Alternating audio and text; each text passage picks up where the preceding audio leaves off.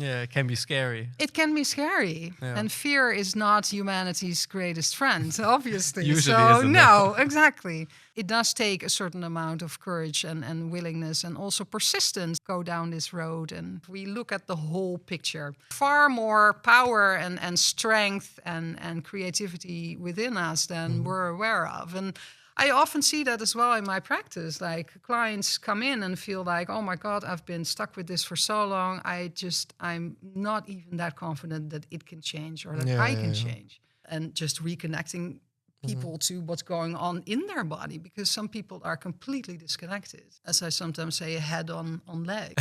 That's a good It's way to like, put it, actually. yeah. What are some negative beliefs that, let's say, many people experience? I'm not good enough. Yeah. Or I can't. I cannot, which is extremely disempowering, obviously. And the I am good enough is I think, the most prevalent negative belief that I think pretty much everybody is carrying Yeah. along in life. No, for sure. I mean, there's happens to, unfortunately, too many people, right? That, For sure. and in the end, also, if they face the challenges and if you talk with them about it, turns out they can handle them. Yeah.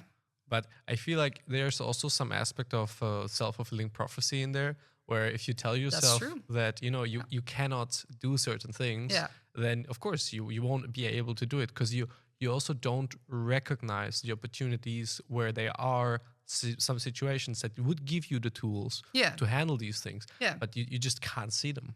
I know, exactly. That's how the brain works.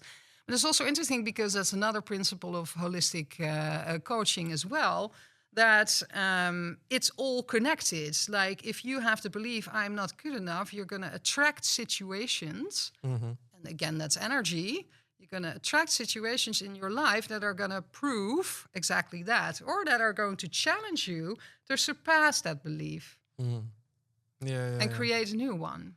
Yeah, and then usually those beliefs that are created from a place where you already have negativity within you are not the positive ones. No, exactly. Yeah. And then it ties into, say you have this belief, I'm not good enough. Some people, to compensate for that painful belief, start working really hard to prove themselves. Like something like perfectionism that a lot of people struggle with, especially women, I feel. Also ties into that.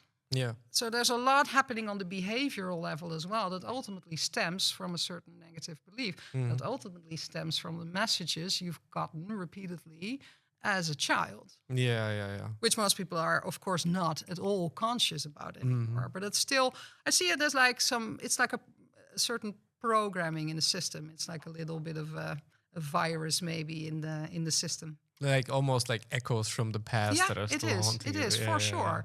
And we are still influenced by that because, as you know as well, I think a lot of our behavior doesn't come from... We feel we're making conscious choices, but a lot of it is not necessarily conscious. A lot of it's more like automatic. Yeah, automatic programming through behavior experiences we had before. 100%. Yeah. So that's also where holistic coaching again comes in. One thing that is really key in my approach is creating awareness. And once people experience that they're more than their patterns, more than their emotions, more than their body, than their thoughts, then, hey, suddenly there's the opportunity arises to make different choices. You can actually make conscious choices and steer in a different direction. You don't have to go on the autopilot anymore. Yeah. So you also just help people find like their direction, their aims in life. 100%, yeah. That's, like I mentioned before, a lot of my clients, that's actually that I've kind of specialized in a little bit. I've also written an ebook on how to find your purpose. Develop my own method for that, for instance, because there's so many people that are lacking direction. And I believe we are all meant to do something. And it also makes perfect sense, right? I mean, you have a certain potential to fulfill a certain purpose. Yeah, and it just makes sense. Those are really hard to find if you don't have the right direction, right? 100%. And you're going to try things, and you're going to learn from that and bring that, and it's all experience and very well. But I mean, it's basically crucial, in my view. A lot of problems arise if the wrong people are in the wrong place. You know, Yeah, if you yeah, are yeah. doing, if what you're doing is not aligned to your unique potential and your purpose, it's gonna create problems. Yeah, yeah, yeah. No, 100%. I think that It is. just makes sense. Yeah, yeah, yeah. Like, I mean, it's gonna wear you out. It's gonna feel like something is missing. It's gonna make you feel detached at a certain point. Like, or there's a lot of people go through life feeling like I'm actually meant to do something else, or Yeah. there's something greater that I'm meant to do. No, it sounds like this kind of space in these situations is like the breeding ground for things like burnout and people that have a midlife crisis and all of these In things. my view, most definitely. Yeah. And burnout, of course, is a perfect example where there's always a mismatch between the person and that person's work environment when it comes to burnout.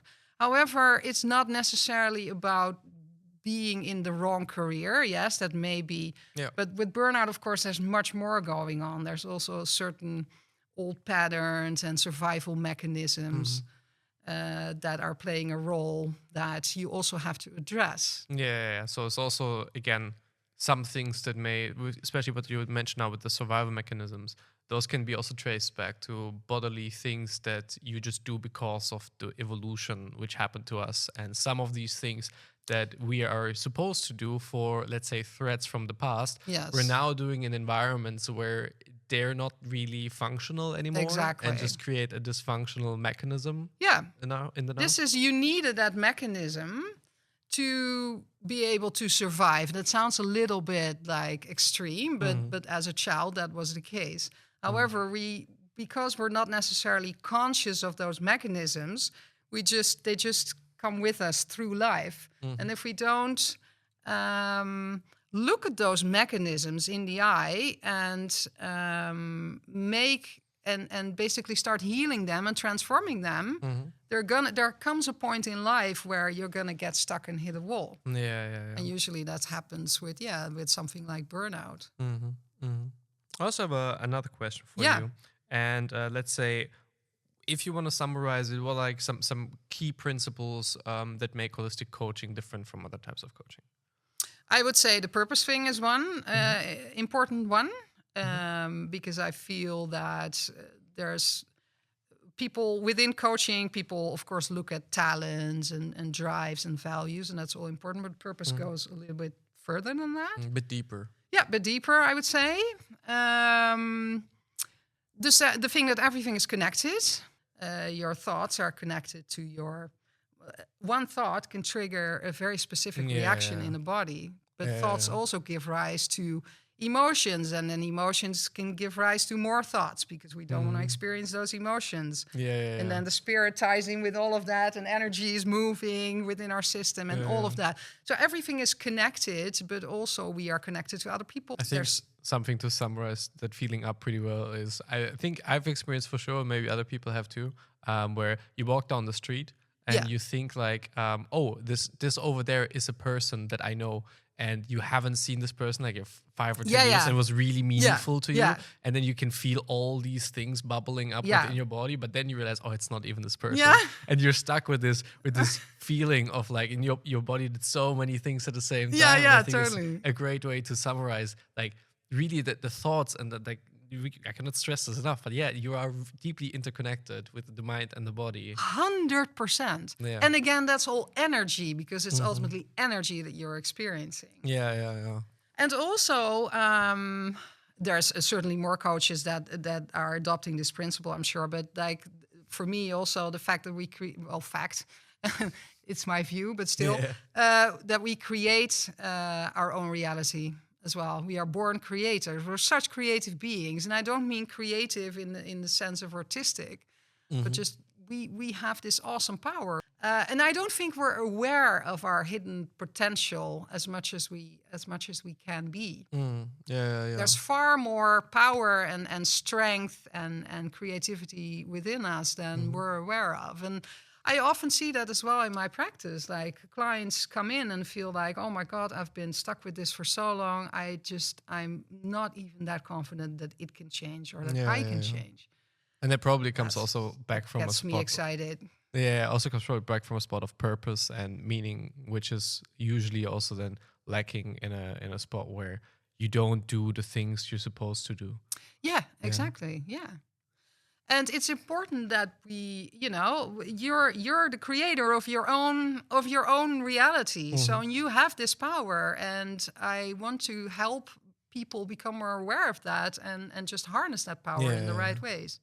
And ultimately, like I said before, I think we benefit if we all are in doing what we are supposed to do more or less, then and we're all connected to deeper levels, the world would look very different, right? If we would all operate from spirit instead of from ego. I mean, if everybody would be, let's say, only 10% happier, Oh my I God. mean, the world would be so different. Totally. So that's basically that's like sort of my ideal view as well. Like if we could all operate from that place of more love and less fear, that would be great. Are there maybe some misconceptions where, let's say, a client or some people you talk to usually have about holistic coaching? Definitely. Yeah. I've had quite a few clients who were somehow attracted by my profile on the Gort website, but then also had some doubts about, is this not too spiritual? And I get that, but I'm very down to earth about it. I hope you experience that as well, talking to me in this podcast. But I think a common misconception is, oh, this is only for spiritual people. Yeah. No, definitely not. Or this is, as we say in Dutch, zweverig. It's like up in the air. Yeah. It's actually very down to earth and rooted in this earthly life, you could say. I mean, yes, the spiritual level is very much part of our existence, but we also have this purpose that we can choose to fulfill here, and it's a very concrete thing. Yeah. I mean, even many people say the same things about psychology in general and therapy, where they say, but like, what does it really do? It's not really doing anything. It can totally change somebody's life. I mean, in very profound ways. Yeah, or of course the age-old notion that if you go to a psychologist, then you must be crazy.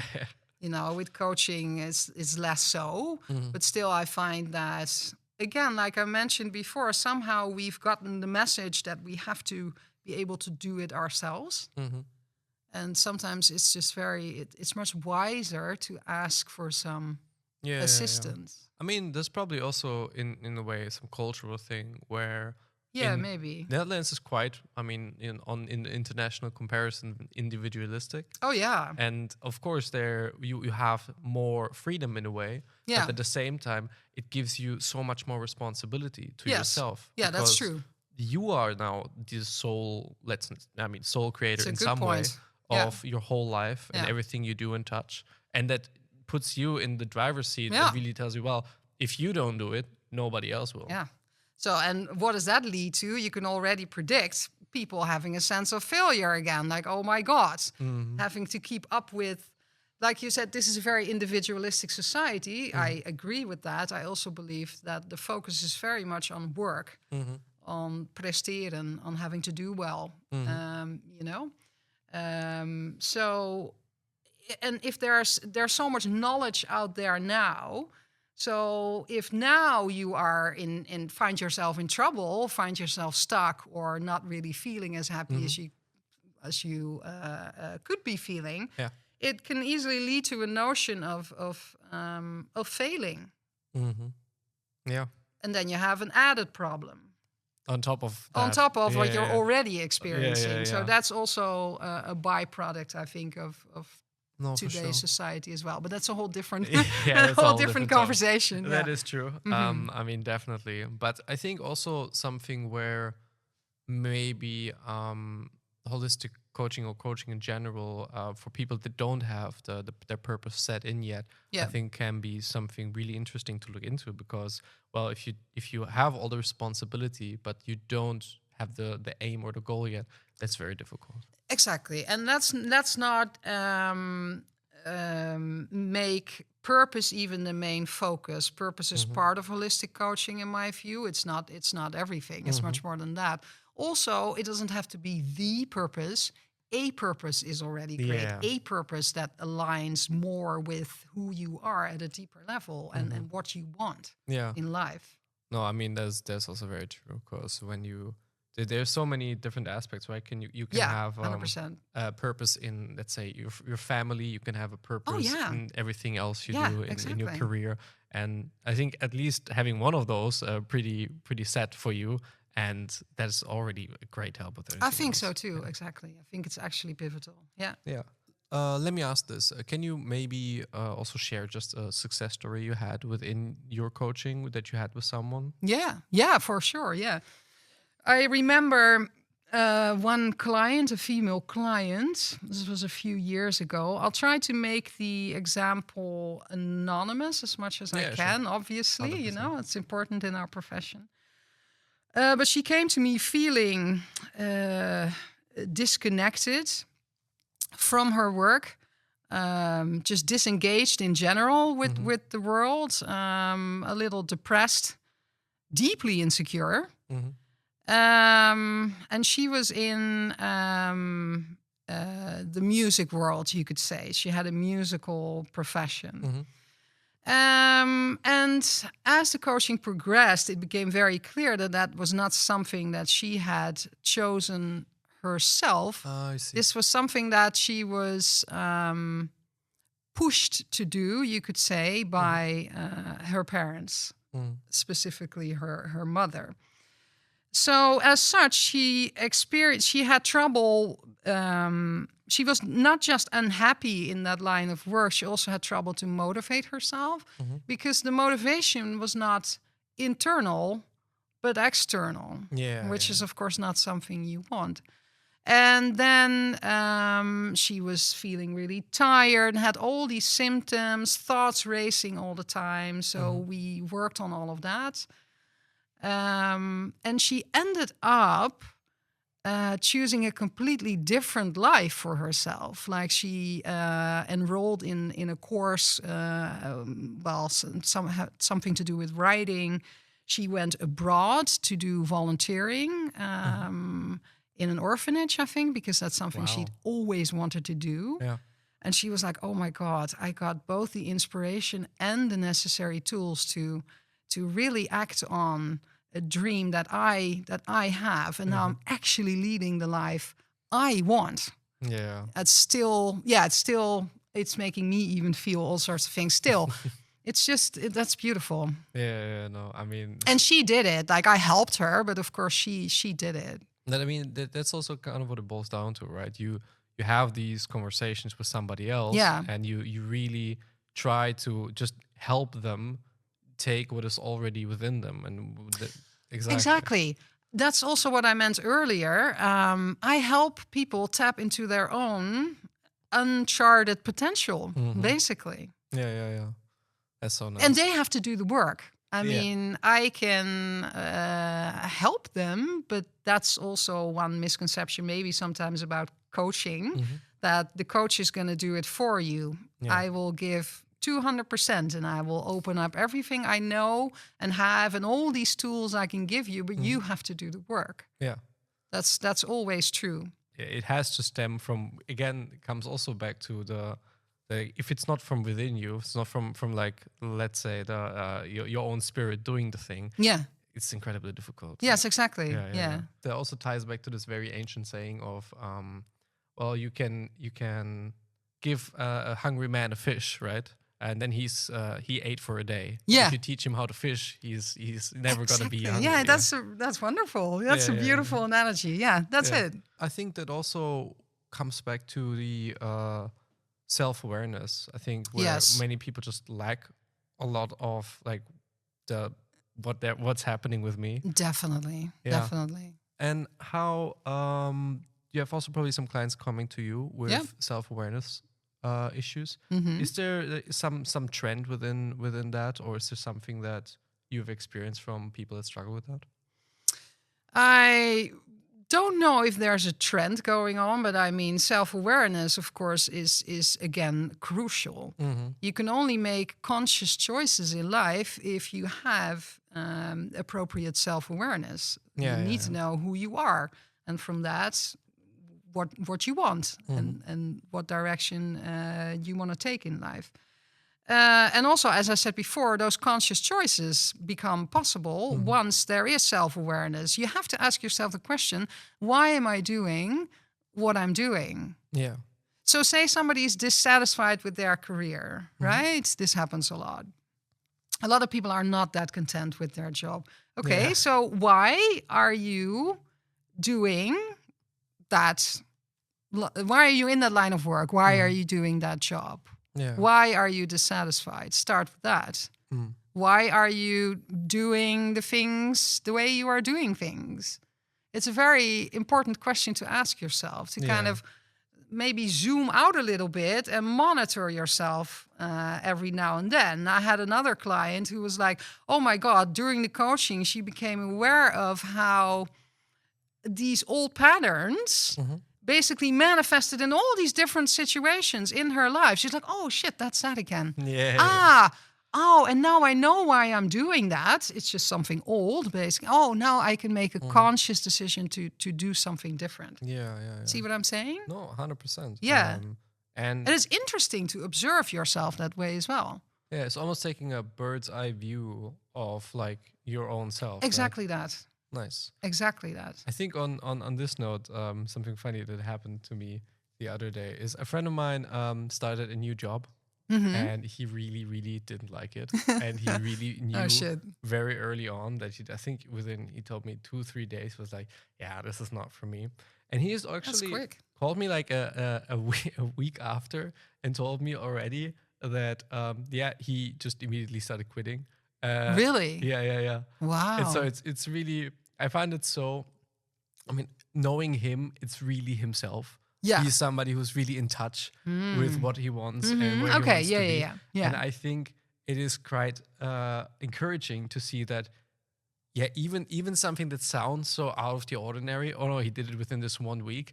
Actually, I thought about it and was saying, man, I'm so proud of you that you did it. Yeah. Because you stand up to your own values. At least you're true to yourself. Yeah. Like he's really in touch with him. And that is, I found it quite inspiring to me. Totally. That's self-leadership as well, I think. And I think that's an important point that you raised. It's also about staying true to your own potential, as well as to your own beliefs and your own values. That is something that's authentic living. I think you also mentioned that after he quit, that was the best day he had within like the last couple of weeks. Yeah. But it's also interesting. It can also work the other way around, because I've had clients who were adamant that they needed a new job. They came in and they were like, oh my God, I'm dying. I can't do this any longer. But then we started working together and they started adopting a different mindset. Their energy changed.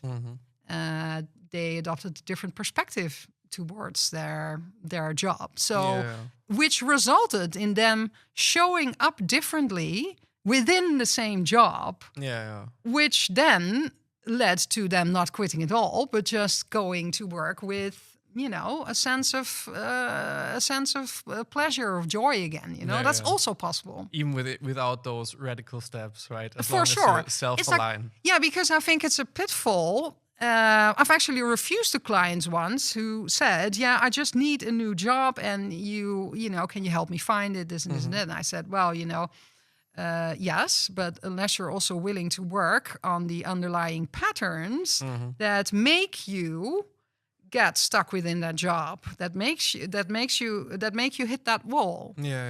Because you will always bring yourself to a new job. So if you don't tackle that, then you'll be fine for a little while, and then the same things start happening again. It's like in a relationship, you have to evolve in that sense. That's also self-awareness. Because then you just carry the same problems. 100%. That's like into the next job and into the next opportunity. For sure, that's a relief of symptoms, maybe temporarily, but then it starts because there are patterns underlying that. And you have to look at those.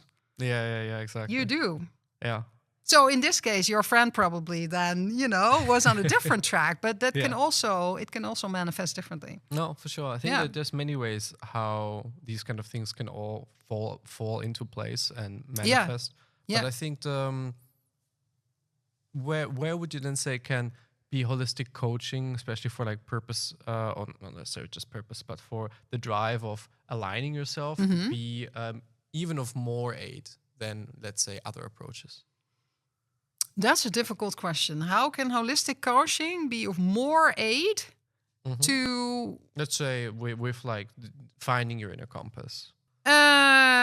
Because it answers to all of these different levels of our existence, like I said. So basically, you have a complete approach, which doesn't mean, of course, that you're gonna, address every problem that people struggle with, or you can only do so much. How would you define holistic coaching in a short sentence? Short is difficult in my short case. Is very I'm difficult. not one of few words. It's a logical question to ask. It's not easy to define holistic coaching. There's no generally accepted definition. But to me, it is about. I look at the bigger picture, basically. I look at the whole person. So not just if somebody comes in and has problems related to fear or recurring thought patterns that makes them unable to sleep at night, whatever. We look at the whole picture and how does everything tie in. Or people who are stuck in their career, for instance, or are experiencing burnout. And of course, want to alleviate that. I don't just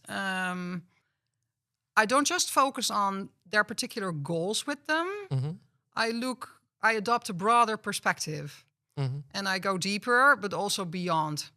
So I understand that this sounds a little abstract, but a translation I can make is that we look at the mental level, what's happening within their thoughts? What are some of their limiting beliefs, for instance? What's happening on the emotional level? Is there maybe old pain that is still getting in the way? Fear, of course, that we already touched upon. I look at the energy level. What's happening with the energy in their body?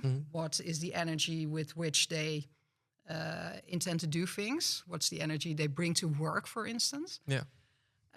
But also the spiritual level. Are they doing something that ties in with what they find meaningful, for instance, and that aligns with their values, with their strengths, with their deeper drives that they are often not aware of themselves? So we do all of that. Yeah, that's basically. A lot of things. It's a lot. Yeah. It's like I sometimes compare it to when I speak to people. And sometimes already when I read like the intake forms, it's like a web already spinning where I can see the connections and how everything all ties in. So it's also a matter of creating awareness for the client, and then from there make a move. It's basically like you look at all the different components that, let's say, make the human experience manifest. And then you take all of the components as seriously as you can, like, let's say, the mind, the body, the interaction of it, the spirit. And then you try to really integrate all of these parts. Exactly. We intervene at every level. So it can even be as simple as the physical level. I've had a client once who was dealing with like panic, fear, strong fear, panic. And then we delved into that, and it turned out that he started his day with like half a liter of coffee. Oh, wow. So I was like, okay, maybe there's a relation here that he was not aware of. So, we came up with how about halving that or changing it to decaf or whatever. And he immediately felt a change. Yeah, there was probably some anxiety related with totally. that. I Yes, assume, of course. But I mean, it all works together. So that's also an intervention at the physical level, like nutrition, but also breathing, of course, and just reconnecting people to what's going on in their body, because some people are completely disconnected. Yeah. They're like a as I sometimes say, a head on legs. That's a good It's way to like, put it, actually. yeah. Yeah. Whereas that body, there's so much there. It's telling us, it's continuously speaking to us as a spirit, which is working through our body.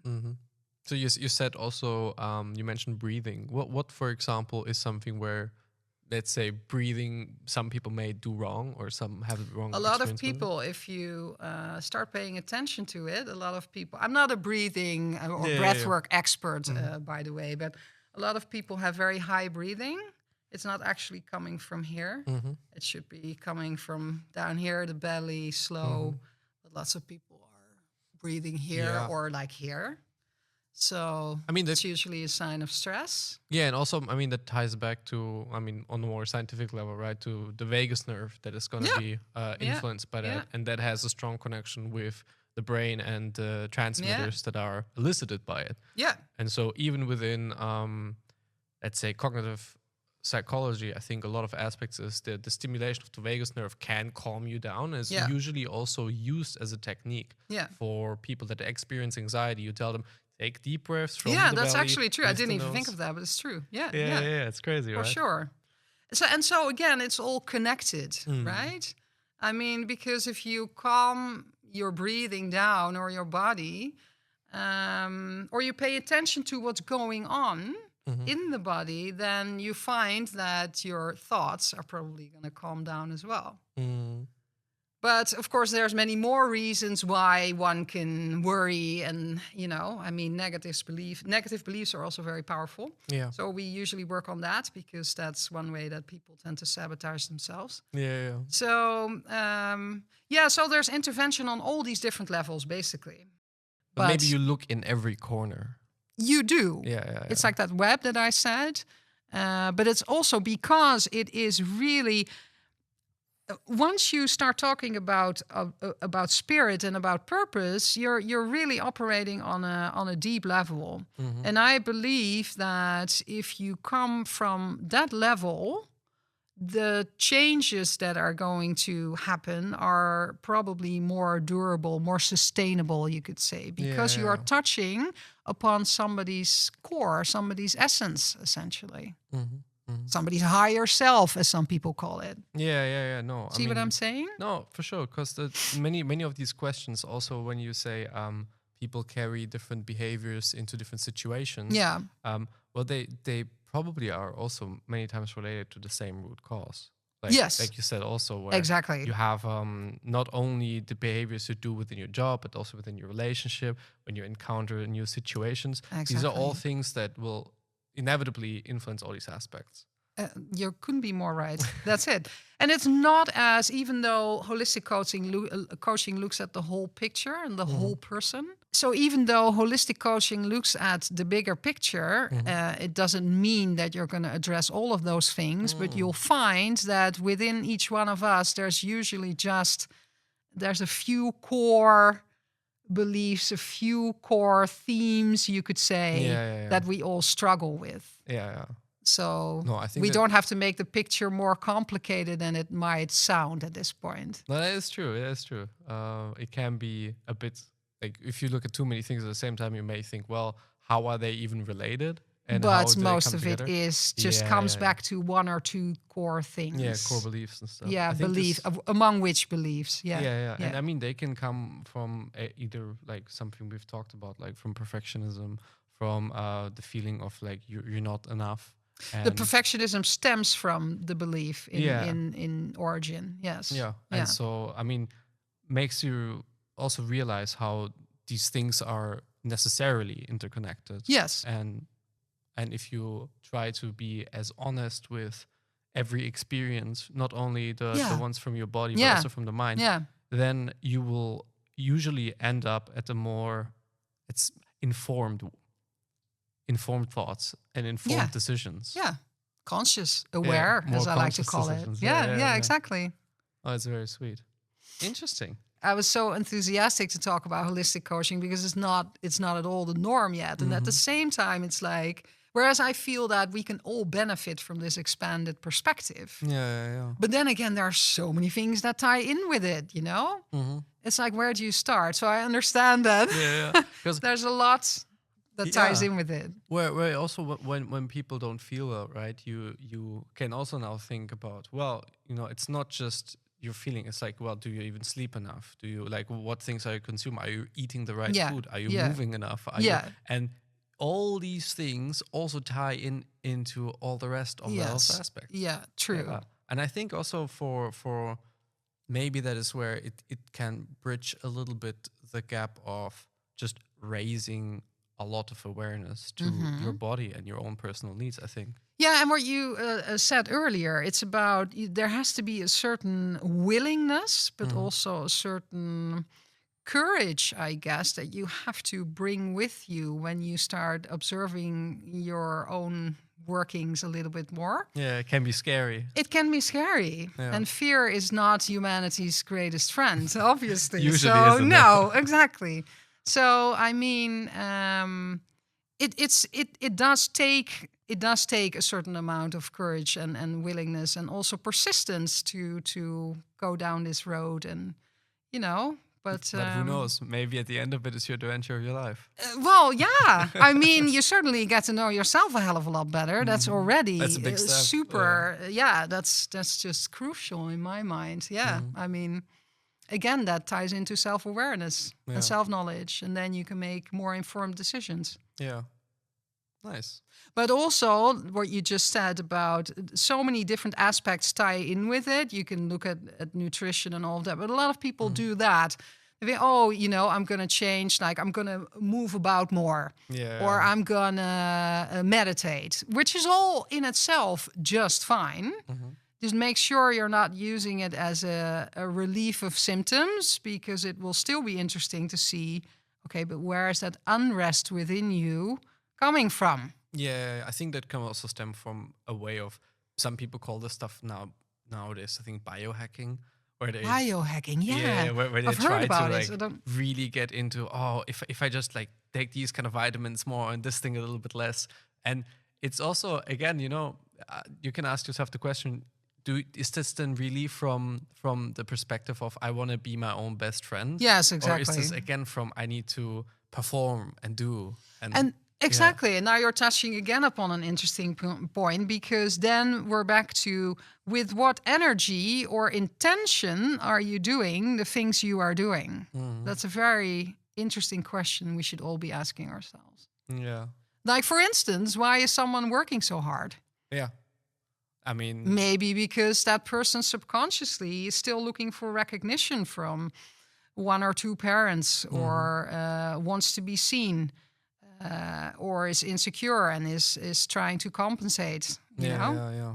So it's really interesting how these inner motives all relate to these stuff. Yeah, it's very nice. Yeah, so there's you're welcome. I think it's a very interesting conversation. It's interesting to really take from all this mental approach that's coming in. There's so much more. Take the rest into account. Yeah, there's so much more, people. Let's move beyond the mental and even beyond the emotional and the physical, and I think that's a very, very important and interesting thing to think about, where having a little bit more of this bird's eye view and trying to take everything in you can and comprehend it. I think if this resonates with you, maybe holistic coaching can be something interesting. Exactly, yes. And if you are open to developing more self-awareness and using your own consciousness basically as a guide as well, to make different decisions. So yeah. Well, thank you so much. I think it was a You're welcome. Conversation. Yeah, so did I. I really enjoyed it. Sweet. Thanks a lot.